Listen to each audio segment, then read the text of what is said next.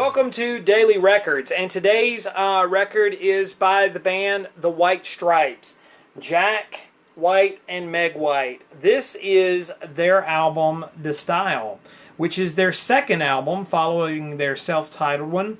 And this one to me is really where the White Stripes cemented their place. Now originally it came out on Sympathy for the Record Industry.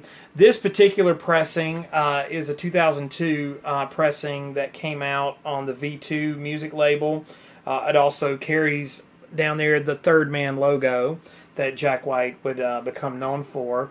But this album is really interesting to me because when I first started hearing about the White Stripes, this is the album that it sort of that was brought up. Now the next album, White Blood Cells, which was sort of their breakthrough album with the hits, Fell in Love with a Girl, that stuff was on that third album, White Blood Cells, and that was really their big breakthrough when they went completely mainstream.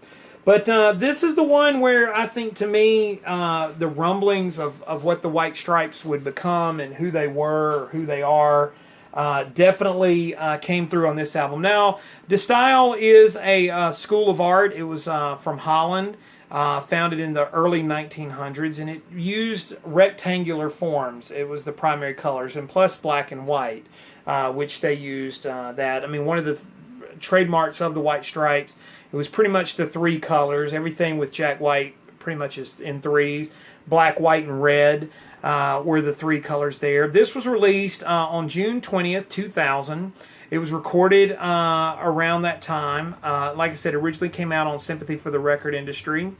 And this was their second album. Now, the single from this album is the second track, Hello Operator, which, again, not really was a major hit in that sense. But this album does feature Apple Blossom, which was a song that was used in the Quentin Tarantino movie, The Hateful Eight. Death Letter, their version of that.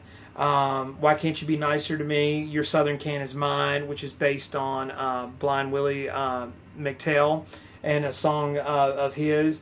And so this is kind of where Jack White really kind of melds his blues influences, the records of Son House and things like that, which a lot of people know with Jack White was definitely an influence. And of course, Meg's very sort of basic drumming style, which a lot of people have a love it or hate it, take it or leave it kind of attitude toward. But it's one of the things, the simplicity of it is what drew Jack White into her playing the drums, was that sort of simplistic style. And of course, he just kind of goes wild on the guitar, and as a duo. But this, to me, is sort of where the White Stripes come into their own. They definitely kind of arrive in this album as a fully formed band, and what we kind of know the White Stripes to be. But Stijl, the White Stripes' second album, is the Daily Record. So like, comment, subscribe below. Follow me on Instagram and Twitter. It's TommyBurton75, and thanks for watching.